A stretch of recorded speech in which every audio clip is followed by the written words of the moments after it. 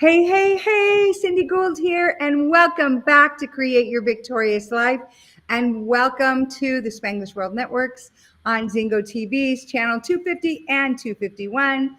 Please remember to download both the Zingo TV app on your respective app stores, iOS or Android devices, and while you download, please leave us a stellar rating and comment. Those things matter to us, and this app is totally free. Zingo TV is also available on Google Chromecast, as well as Fire and Fire TV sticks, Roku sticks, and all smart, not dumb, smart TVs from 2016 and forward. And I am so excited for today for my precious, beautiful, gorgeous friend. Let me just tell you about Dianna Sullivan. Super excited. She's a powerhouse in both business and personal development. As a business and a life coach, she brings such, oh my gosh, such a rich blend of so many different qualifications to the table. It's like, oh my gosh, how have you created such a victorious life? And I'm so excited that we get to talk about that. One of the things that's pretty cool to me is her youngest was just a few days old, and she started this journey on, I think I'll just buy this little thumb drive for $2,000 of a company. And she turned the whole thing into a multi-million-dollar enterprise. And from there, she sold it for amazing. And we'll talk about that today. Again, multi-million. And her success is really a product of her dedication to herself, to her love, to her God, to her to her whole process, and to her family. And I am so excited. So welcome, welcome, welcome, my friend. Thank you. Thank Hey, you. I'm so happy to be here. yay, I'm so excited you're here too. So I always ask everybody the same thing in the beginning, and we'll just go wherever we go. You start this company, a few days of your baby. Well, Raina was just a little bitty baby. And I have to know that before all of that, you already had this incredible determination and resilience and resolve in you. So start wherever you want in your story, but how have you created so much victory in your life? Oh, Cindy, I think that just from as long as I can remember, I've always had this absolute knowing that life was meant to be enjoyed. And sometimes I would go to a place in space where it wasn't enjoyable and things were not as I expected them to be, but even more than expected, I knew there was something bigger and better. You Yes. know, it's funny. I remember making this yarn hooking thing when I was a kid, and it said "Enjoy Life," and it was just blue, and it was blue background, a rainbow, and "Enjoy Life." And Wow. it sounds silly, but it's something that I think represented me then and has carried through, my whole life. So, yeah, it's you were talking about the story of the company, and that was huge. I was working for a great company. I had been with them for 8 years, 11 years in total, because it was one company and then the other, and vice president. And I was making $100,000, which at that time was pretty darn good living. And yeah, I knew there was more. I knew there was more, and I had my one daughter already, and I wasn't getting to see her as much and spend as much time. So now I had this one, and the opportunity came for me to buy that thumb drive, and I said, "Heck yeah, I'm in." Yeah. You know, um, I love that blue rainbow and blue sign actually set the foundation and tone for your life Mhm. when you were young. I love that. I love, I want to just everybody who's watching now or in the future, pay attention to your road signs. Pay attention Mhm. to the little tiny things. I mean, Yeah. things already that are popping up, and this is what's so funny. I was listening to a Dr. Joe thing, Joe Dispenza, who we both love. I was listening to something this morning after my meditation, and he was just talking about synergy, and even this little sign that you made, a little thumb drive, right? I mean, all these little things that somebody could have dismissed, for instance. And And I know we can start way before the business, but I want to say this and then go back to something you said. But sometimes we might look at that and it's, oh, what could possibly come of a little tiny thumb drive? There's no way that that could be my future, right? Mhm. And dismiss something that's a huge opportunity. And so even as a child, did you have like a connection, would you say like a God connection where you just kind of knew, or did you connect to, because it seems like you've had some pretty neat things lined up, even having a six-figure job and that was years ago, right? Yeah, yeah, and I think it came later for me. I didn't really have a whole lot. I was the last of I had a mixed family, so depending upon how you count it, I was the last of four, the last of six, Uh, and so we weren't doing church and things like that as much as we did when with the older ones. So it took a little bit, and my faith looks a little different than it did back then too, sure.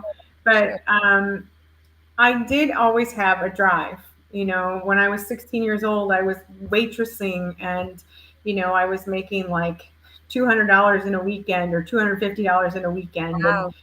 as a 16-year-old kid, that was a lot of money, especially I'm Yeah. 51 now. So that was a few years ago. And you look And gorgeous. that's how I kept growing. So Yeah. originally, I was in the restaurant business, and I wanted to own my own restaurant. So Oh, I wow. climbed the ladders and went into management with restaurant. But somewhere along the line, I decided that path wasn't for me. So that's the other thing is to be willing to take risks. Mm. Yeah.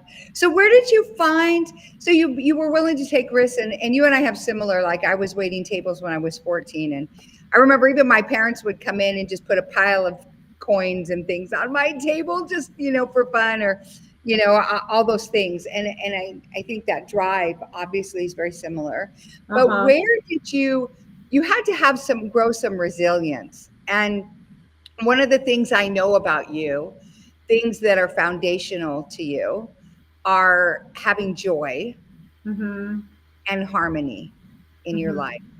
And Yeah. I think when you have joy and harmony with that splash of resilience, holy cow, what a formidable force, Mhm. Mhm. right?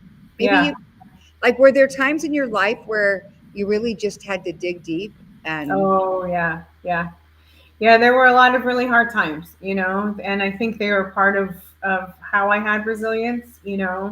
As a kid, I kind of felt like I never fit in. I was kind of the pain in the butt little sister, or you know, just didn't fit in at school or this or that, and so I kind of did things my own way, and so I just learned that this didn't feel good over here, so I'm going to go over here and do this other thing instead.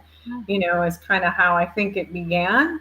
Mhm. And as I progressed, that became a larger scale, from that, and I mean, even leaving the restaurant business, I was in it for a while, and that was a big change too, so changing from different industries and things like that, and really trusting my gut, following that instinct of this isn't working, and like you said, little road signs. So what's the next thing?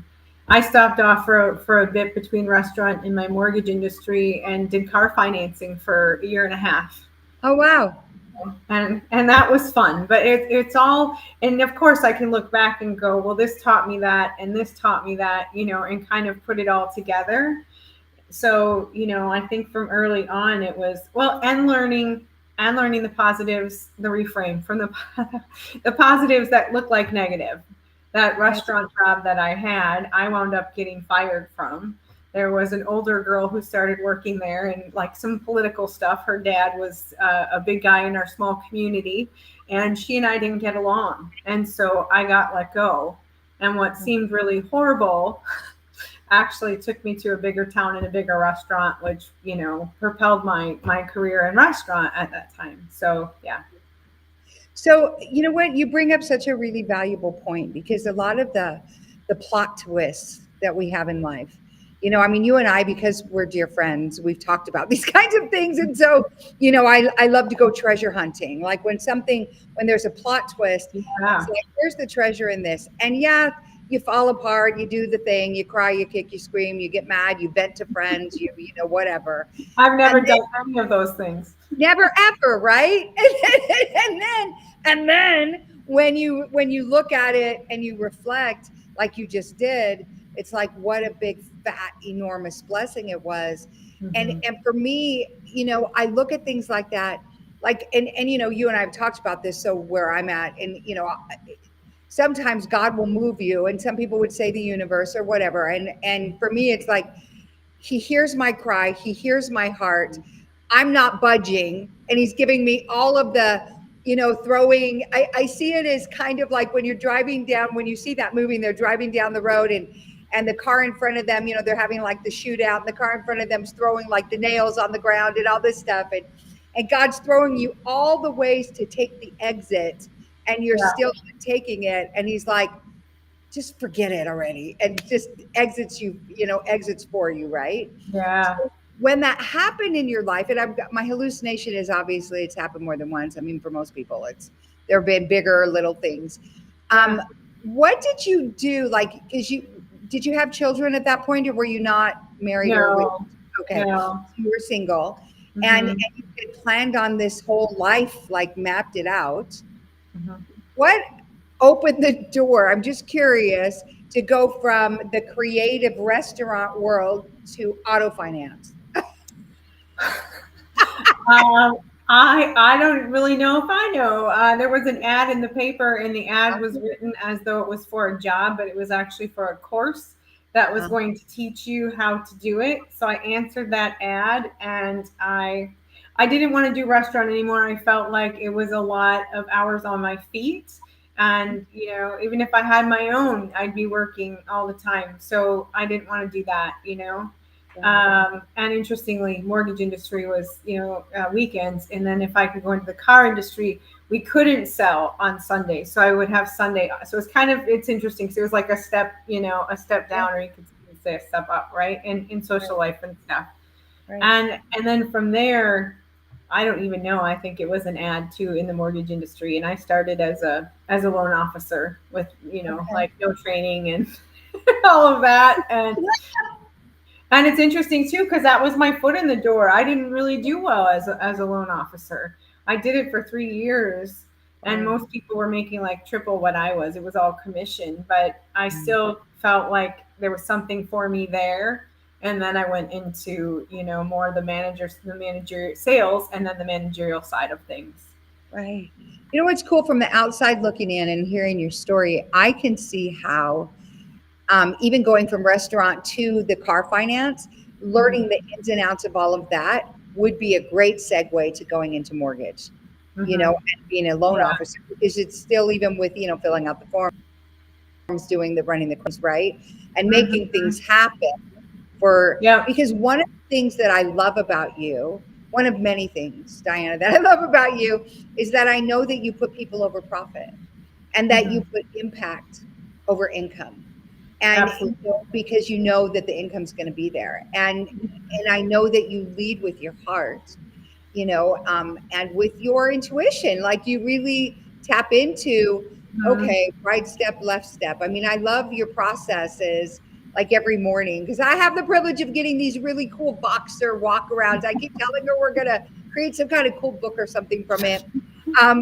But while you're walking on this beautiful property that you manifested and brought into your life, and so let's fast forward a little bit. So you do the mortgage thing, and then you see a need in the industry, right?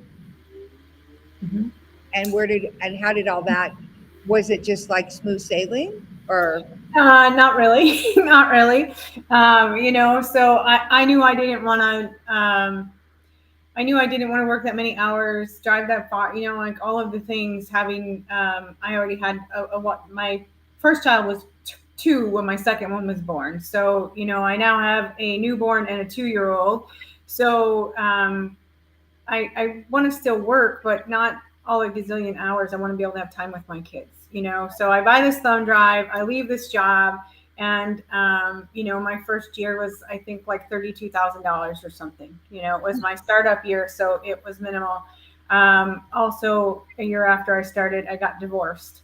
So Wow. I kept the house, and my husband left, and there was a for sale sign out at one point, because it was a tough start. Starting a new business can be challenging, and I can't even say it was tough. It was just building. I had to build it, and things divinely came. I worked with my customer, my one and only customer to begin with, was the company that I used to work for.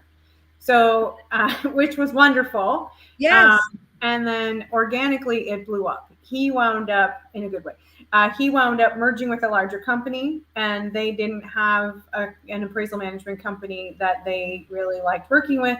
So I got on board, and even that, there was like some treasures in there, because I wanted him to like snap his fingers and say, "Hey, this whole company, everybody needs to use Dianna's company." And he didn't do that. He liked people to make their own decisions. So what that meant was that I got to go and visit all of those people and create relationships. And then what happens down the road is some of those people leave and go to a different company, and they take me with because they have a relationship with me in my company, you know? So we are doing all the things and doing them well. And sometimes somebody would go to a different company and they would be there a while, and then they would call and they would be like, "Oh my gosh, I had no idea how great you guys were," because like the alternatives are really, really, like I was taking it for granted kind of a thing. So they would bring us along. So we just organically grew and grew. But even, one of the things too, Cindy, is we have to remember that sometimes we have to ask, and that has been a big lesson for me in the midst of it. So, there was a phone call to the owner of this company that we had mapped out how I was going to start working with all of their branches. And there was a phone call, and, I said, "I don't mean to get too personal, but I'm divorced, and I really want to keep my kids in their house. The for sale sign's up, but if we can move this along just a little faster, it would be so appreciated." And we did, for sale sign came down, and we were in that house for 17 years. You know what? I have to just acknowledge that, because I think there's something really, I know for myself in my own life, to be said for being transparent and just being really forthright and having the courage to be real and Mm-hmm. not, I mean, we live in this society, in this age where we all, people are on these things, well, you can't really see because my thing's blurred, but you're on your phones and you're on social medias and you're presenting this, skip to my loo down the road kind of lifestyle, when the reality is there's a for sale sign in the front yard. I'm doing all the things I know to do, and you're dragging your feet because you've got a stack of stuff. Can you please put me on the top of the pile? Mm-hmm. This is what I need right Right. now. And I know personally for myself, I would have so much respect and honor for that. And you and I know you have not, because you asked not. What if you wouldn't have asked? And Right. again, if you would have ignored the little tiny thumb drive, Yeah. or Yeah. even the way that your life was kind of mapped out to understand the industry, Mm-hmm. and to even understand, I mean, to start out in the restaurants, you understood people. You Mm-hmm. were serving them at their most basic need to Mm-hmm. eat, I and loved it. I love that job. you loved it. Well, and Mhm. now listen to this, because I'm looking at this. I don't know if you've ever reflected this way. So you served people at their basic need. You fed them. You served them at their another extremely important need. You provided transportation. Mhm. You served them now in the most important need. You provided a home. Mhm. You helped them with their home. Look at Yep. what you've done, Dianna. Like, I mean, seriously, you like Well, and let's go to where we are now. yeah, So exactly. after all that, what's next, right? What's next? Exactly. That was my segue. Now look at where you're at now. Now you've transcended Mhm. from all of those things, and you're serving them in their spirit, their heart, and their soul. Mhm. Yeah. Right. Yeah. So let's talk a little bit about that, because my hallucination is, of course, I know because we're both business owners. So you coached anyway, because you coached all your peeps, Yeah. all your employees, your team, Yeah. but talk to me a little bit about that. Like, how did you fall, haha, into into what you're doing now? Well, I was doing it in the background, So I'm running this company. I'm a single mom, and somewhere along the line, I realized that although, financially I'm doing really well and everything's really great in that regard, I'm really short-tempered and I'm crabby, and like this is not okay. I'm not happy, My Mhm. joy, I'm joyful sometimes, but man, it really, I think there's better than this. There's more than this. And I started about 10 years ago now with it was called experiential training. And so I went for 5 days. And, I remember well, it was a week with travel days. And I remember the conversation with my friend Shane. And I said, who's now my friend, he's the facilitator. And I said, I can't do that. I can't leave my kids for a week. Like, are you out of your mind? You know? And he was like, oh, Dianna, when you come home, you're going to be a totally different person. And I actually have a video to this day of my kids, like the day that I came home, saying, how great it was. And from there, I prioritized that if I'm in a better place, then everything else gets to be better because I get to serve it differently, right? And of Yes. course, that starts with my children, but it goes on down to everything. Right. So I started down that road with that particular event, and then I went to other events, and I just kept learning and growing and healing. And I don't think that I even realized until, I don't know, a couple weeks ago that, like, my secret to success in business is that I healed myself. Like, I wasn't like fully putting that together. I mean, yes, it was there, but like it really creating healing, to your traumas and dramas and all of the things just changes everything. Yeah. So everything is different, and you become more joyful, and you're different in relationships, business relationships. I mean, my kids certainly are super important, the most important, but my business relationships improved as well. Right. So Well, they and kept growing.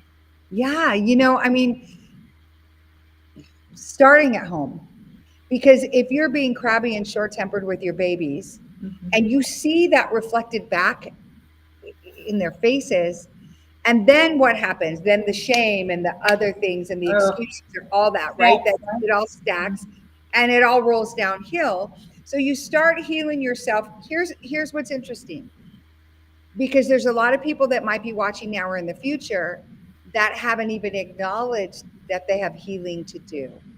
Mhm. What are, maybe, if you're open to sharing, some types of things that you needed to heal that you didn't even realize were issues in your life? Hmm. Well, to begin with, I probably would have told you that everything was fine and I didn't have anything to heal. Yeah. Um, I had a man in my life at the time who was very controlling, and it was not a healthy relationship, and he had some issues. And that first event that I did was, he was in a treatment center in Utah, and so I went for family weekend, and that is where my journey to this whole self-awareness healing business began. I had the facilitator I was talking about, Shane.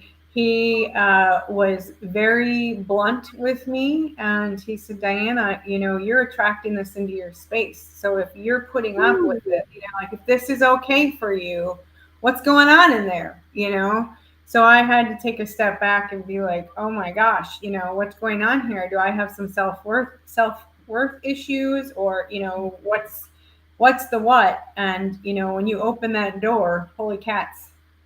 And I don't know, experiential training really is a very in your face way to get beyond your ego and see what you have going on. You don't have to do it that way. That's just the way it had transpired for me. So I started to see my stuff, and my parents divorced when I was young. My mom remarried, and I had a stepdad pretty quick in there. As a kid, they were wonderful parents, but as a kid, there's things that happen. You kind of feel like you're not good enough, or you're not important enough for this person's love. Or, with my father divorcing, like, I think there was stuff there, of feeling like he didn't really want to hang out with us at first when he got divorced. And now I can, of course, see that that was his own stuff that he had going on. But in the moment, or not even in the moment, for years, you drag it on, you know.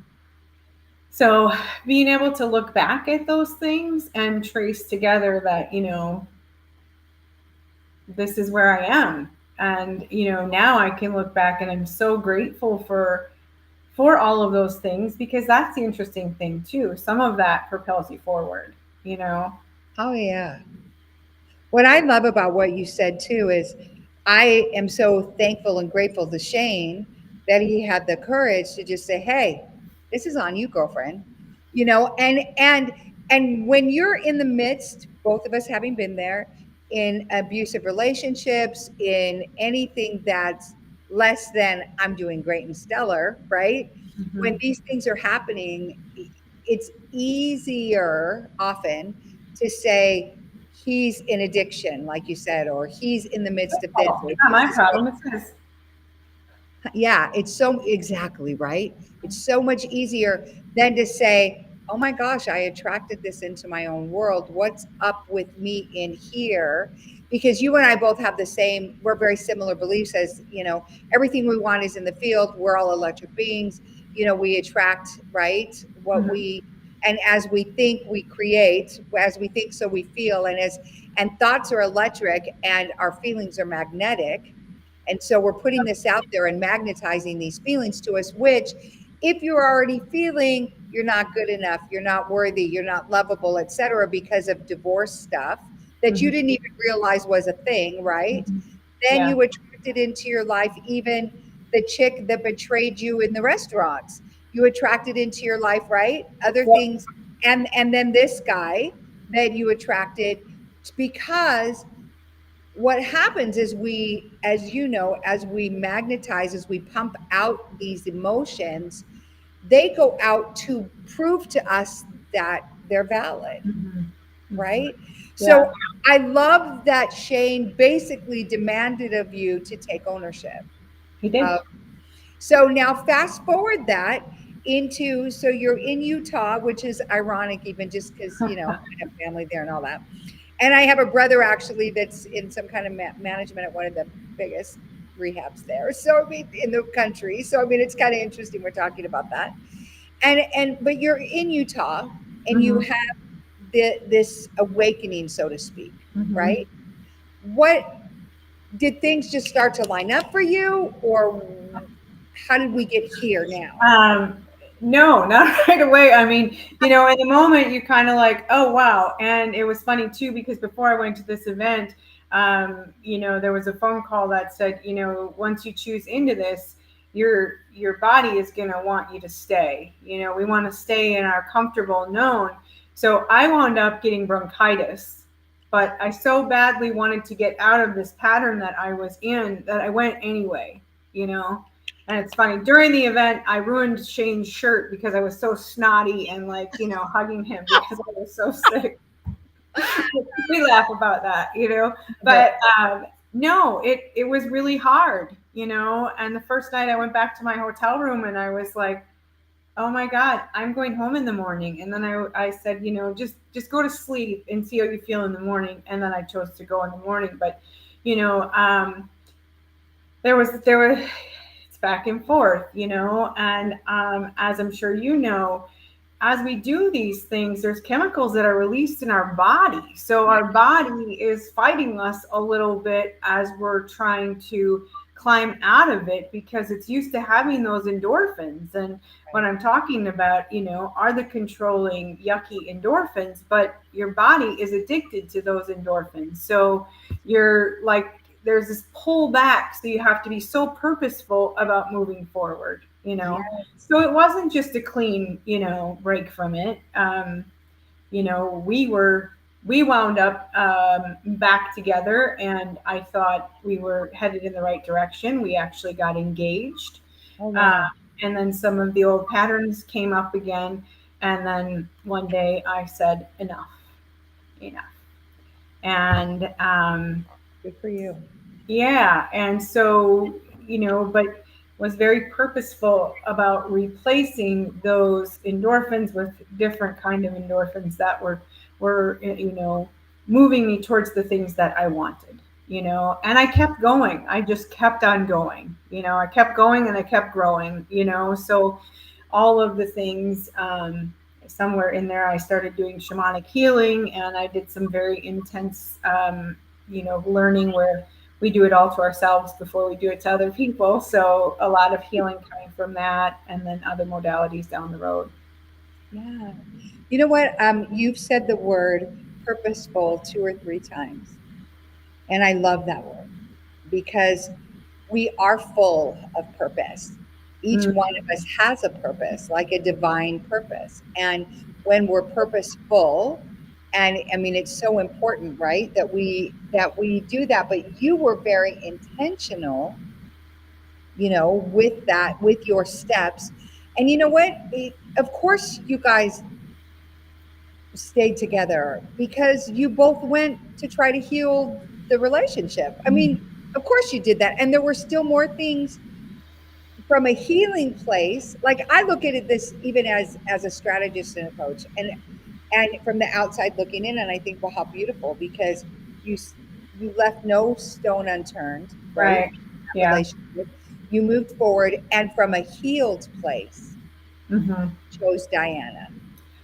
That's a really good point, and I do remember thinking in the midst of it, like I can't leave it in a place of bleh. I have to be able to know that I'm okay and be in a healthy place and choose no, you Yeah. know. And Yes. and it might be different for other people depending upon their situation, but in my situation that was, really how it worked best for me. 100%. And just to say out loud, I don't know about Diana, but I've been there. If you're in violence or pain or other things that are not safe for you, we are not advocating that you just stick around and everybody kumbaya out and whatever.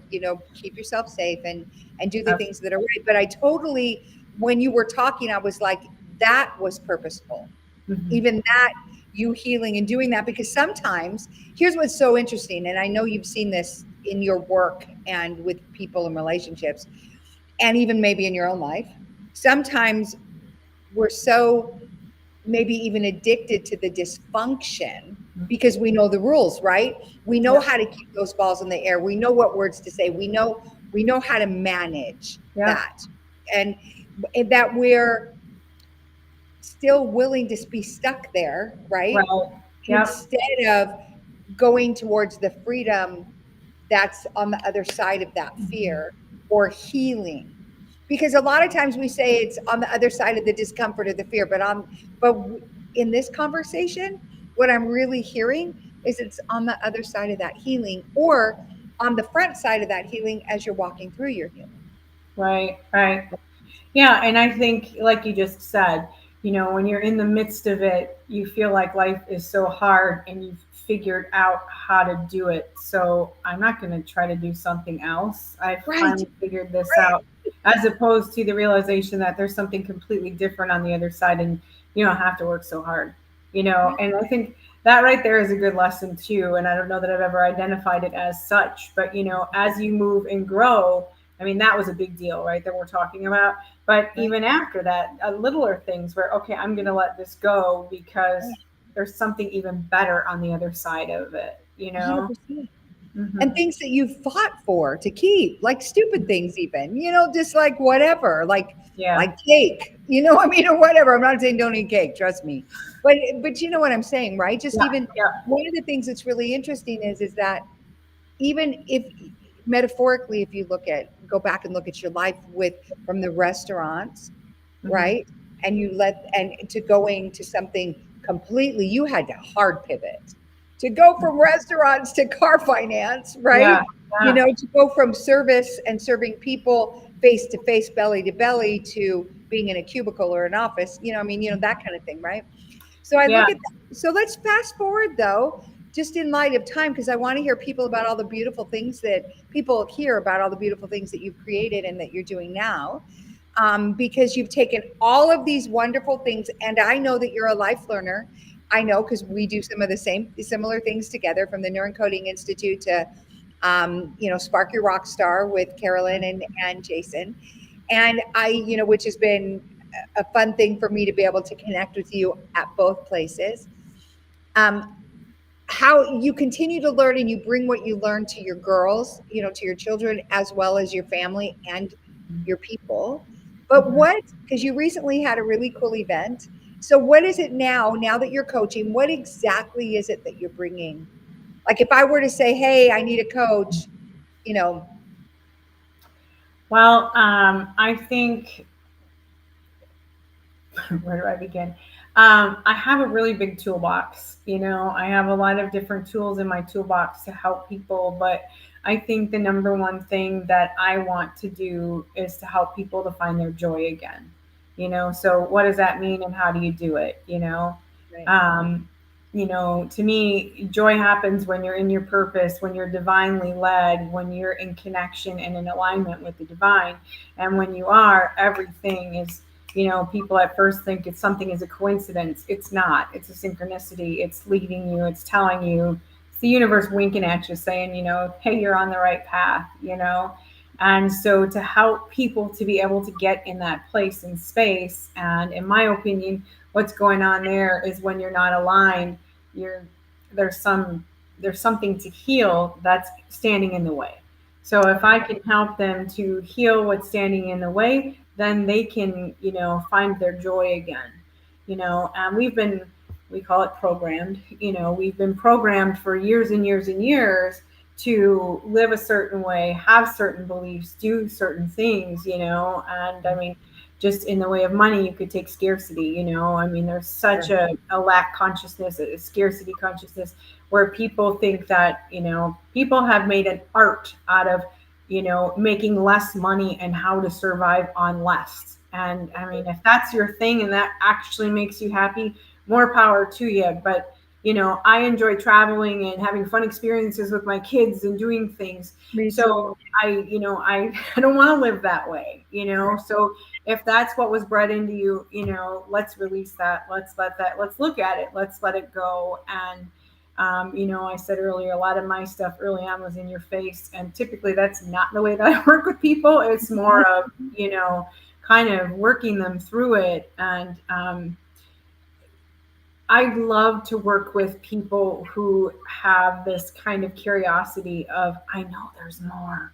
Like, Right, you know, um, right. I know there's more to life than this. Can you help me find it? Mhm. Absolutely. I'm your girl. Let's do this right, right now.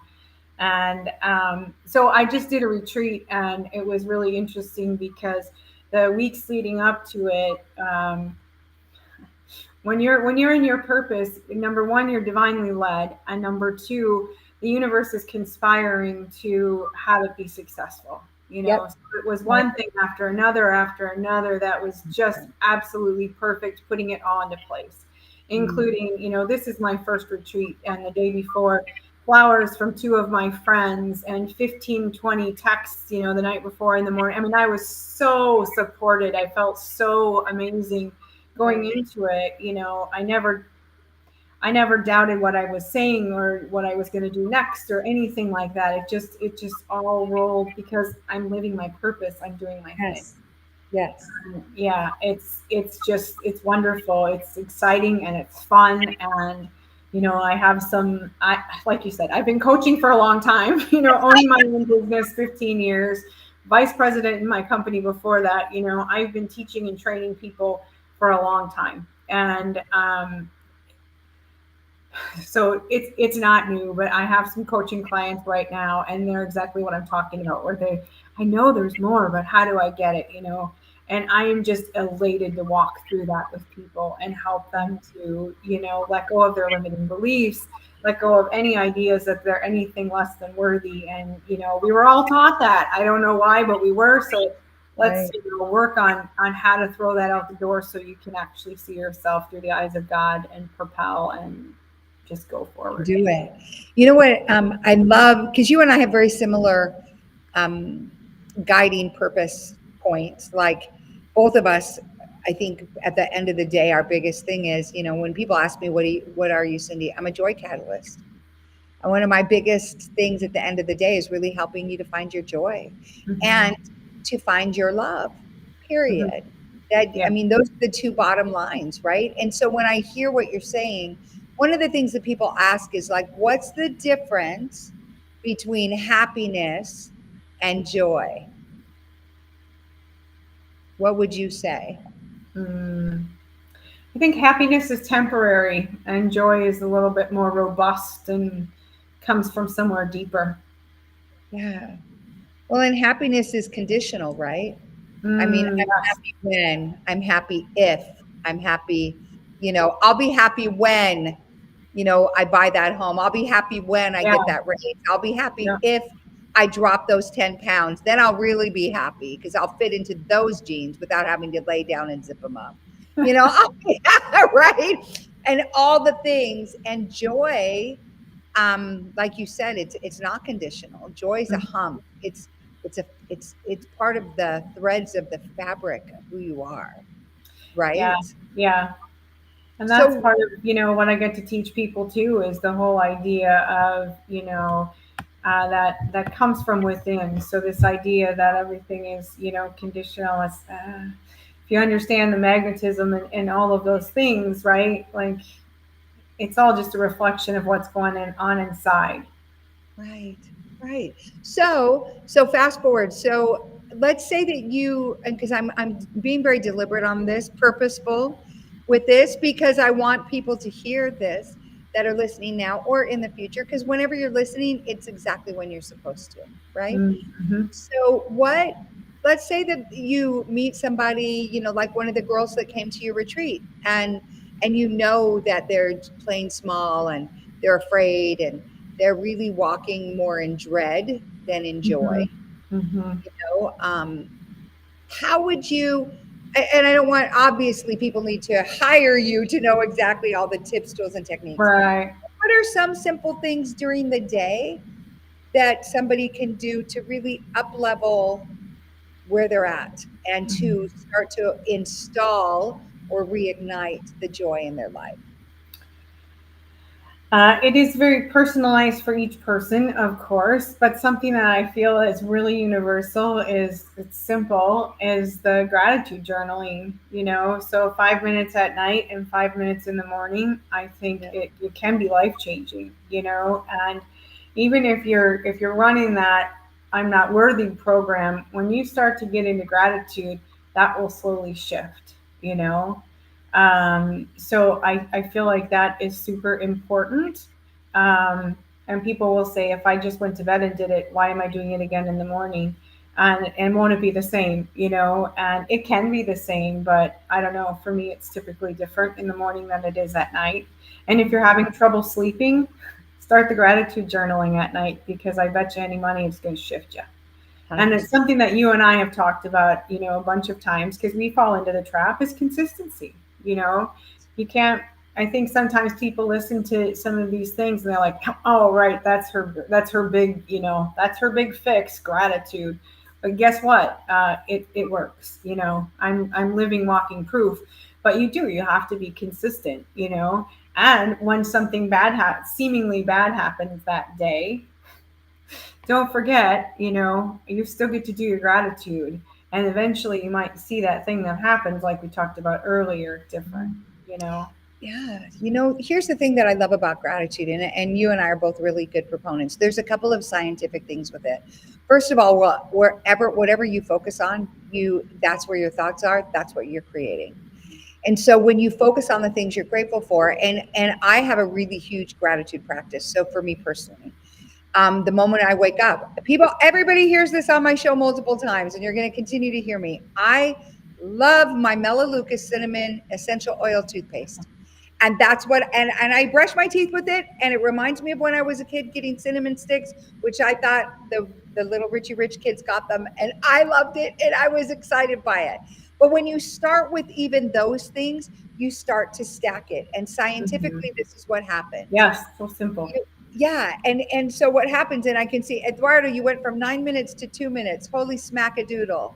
So talking to our producer. So I'll say this really quick. So Joe Dispenza did this thing, and we have what's called produced in our body immunoglobulin A. And this is what happens when you take 15 minutes. They scientifically took a bunch of people, and 15 minutes. They all they did was focus on gratitude. 15 minutes, 3 times a day. By the fourth day, in their body, when they were tested, they increased their immunoglobulin A by 50%. What that is it is actually your body's natural flu shot. So I started to think to Mhm. myself, huh? So is that why I haven't even had a cold in over 30 years? I gotta think it has to do with that, Yep, right? that's Because awesome. when you walk in that gratitude and you Mhm. walk in doing those things, and because what you do is then all you look for are the things that bless you. Right. You look for all your blessings. You look for all the reasons to be grateful.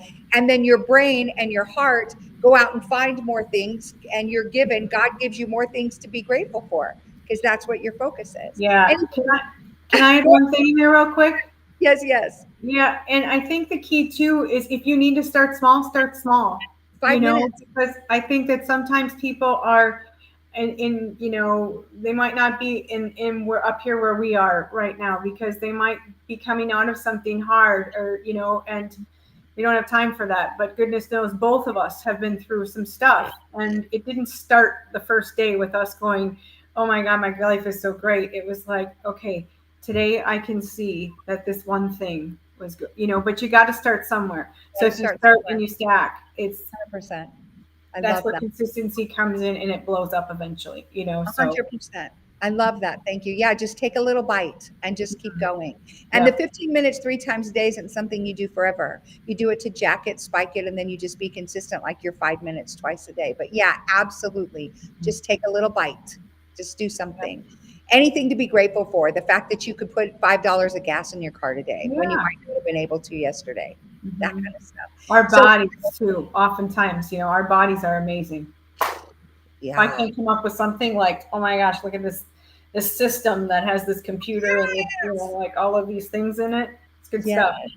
Well, one of the things that's going in my gratitude journal today is this time I had to spend with you. Uh, I had such a privilege and honor. I'm excited to invite you back because we could keep talking and talking. Where can people find you, Dianna? you can find me at www.soaringheightscoaching.com. Perfect. That's perfect. Please reach out. Let her know what you learned from today. Anything that she can serve you with, that'll be so great. I also want to thank you on behalf of Create Your Victorious Life for joining us here on the Spanglish World Networks and the HER Network.